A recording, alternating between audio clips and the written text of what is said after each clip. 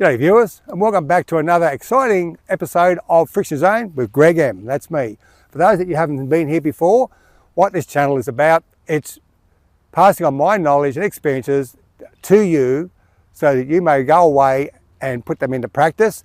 So that'll help you control your bikes better at slow speeds. You might talk between 2 and 12 kilometers an hour. That's predominantly it. So in those tight, small spaces when you're out on the roadway, you want to turn around and go back the other way on a small track in a crowded car park or area where you've got to maneuver your bike around. The ground might be slippery and wet. If you put your feet down, they're going to slip out. So you've got to keep your feet up on the pegs. That's what it's all about.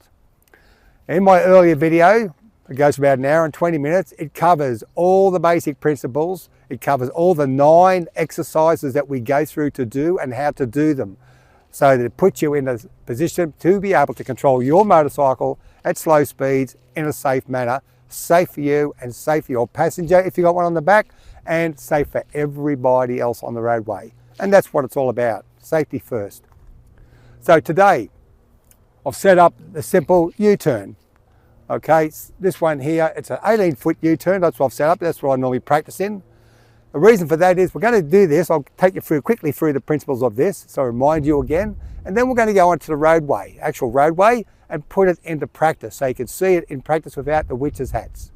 The witches' hats, they just give you the guidelines of where you're going to be working in and operating in. In this case, I've set up 18-foot one. So you know then you can visualize that space out on the road and look at the roadway and you go, wow, this is a lot bigger than the 18-footers that I've been doing. I'll be able to turn around here, no dramas at all. So you mentally put yourself in a better space to be able to do that U-turn without hesitating.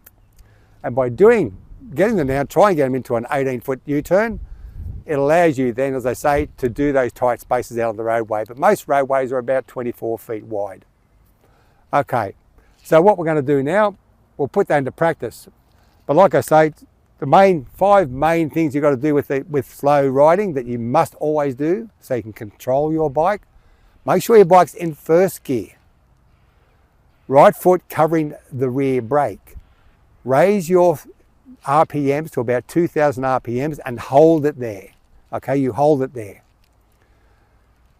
You make sure your clutch is at the sweet spot. That is just before you pull it in and you go forward to where the bike's just going to take off. Pull it back slightly. Hold it there. That's a sweet spot. So when you need that forward movement, it's there. You're not searching to take up the slack and then into the friction zone. You're just before that friction zone. So that's important.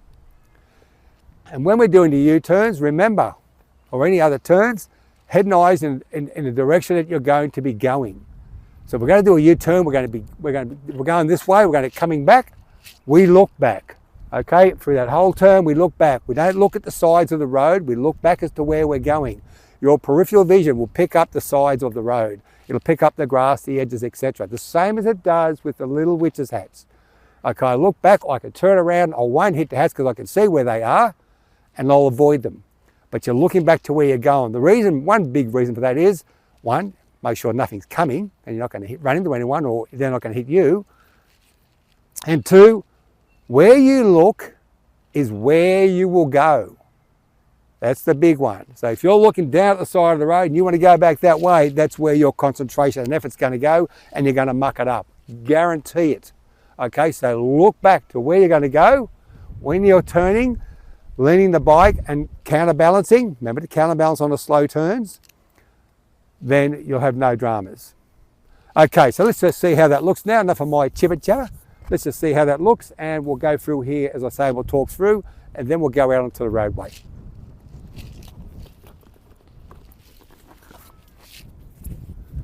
It's a beautiful day today, just a very slight breeze, which is lovely.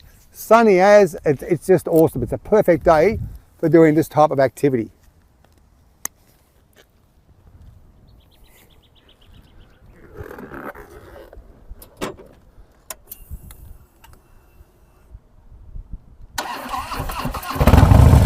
Okay, so we're in gear, covering the rear brake, raise the throttle, and friction zone.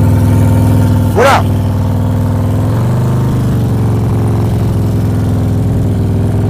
Looking back to where we're coming, and smooth stop. So as you can see there, I slightly offset myself on the bike because I'm not going fast enough to lean with the bike or it'll drop. So you offset yourself. So that is the bike's over slightly and you're up and down. So you're counterbalancing to keep the bike, so you're not putting all the weight on one side. Look back like I did towards the camera to where you're going. I didn't look down the sides of the road. I could see it in my peripheral vision, the actual witches' hats, and they're all still upright. It's as simple as that. It really is as simple as that. Yes, it takes practice. If you haven't done it before, don't rush into it. But you must go through those first 4 exercises, the previous exercises before this one. Okay, that's the, this is exercise 5 before you can get to this. If you don't do them with the single serpentine particularly, where you're turning and leaning, you're going to have some problems. So do the first 5 exercises so you can do this exercise comfortably, and then you'll be great. Okay, so let's now go out on the roadway and let's just see how that looks in real life. Okay viewers, what we've done, we've set up on the roadway here. I'm going to come down the roadway and oh crap, I've got to turn around because there's an accident down there, the road's blocked, or I just have to go back for whatever reason. You know, the missus said, no, you can't go and play today, get your bum home. Like that'll happen. Anyway, so what we'll do, we'll come down. Now this roadway here, it's about 22 feet wide, so it's a big road, okay? So we already know that, yep, okay, I can do it in an 18-foot turning circle. If this is about 22 feet, no issues whatsoever. The principles apply the same. We check out the roadway, we look back to where we're going to come, we maintain our throttle, we maintain our clutch, foot covering the rear brake, and we turn, lean the bike just as we did all those principles in the car park. We do it on the roadway. Okay, so let's see how that looks. And it should be nice and smooth, without hesitation.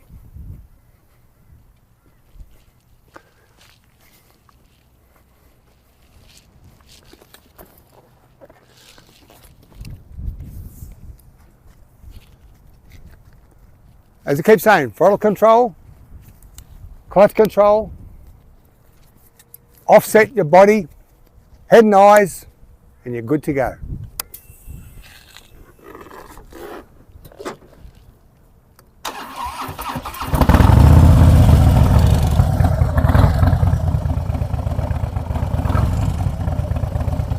Okay, so coming to rear brake, throttle, foot up.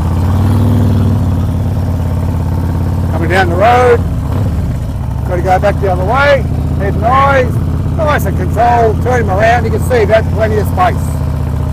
Going back up, I'm going to turn around, head and eyes, looking back to the camera, and you can see, look at that, how much space there is. Because I can do it within the 18 foot, I can definitely do it on this one here. So turn him around, nice and controlled. You can hear the clutch, the accelerator staying up. Foot over the rear brake, controlling it so I can slow down or speed up. Slow down, speed up, just by releasing it. And smooth, controlled stop. Remember, control stops are very important. So you're controlling your bike from start to finish of any activity, whether it's on the road, in the car park, training, or wherever. Control is the main point there as well. So there you go. That's it, putting U-turns into practice on a roadway. And as you can see, you know, you can turn even within the roadway here in that line and do the U-turn. If you can do it down to 18 foot, you'll do it in that, no problems at all.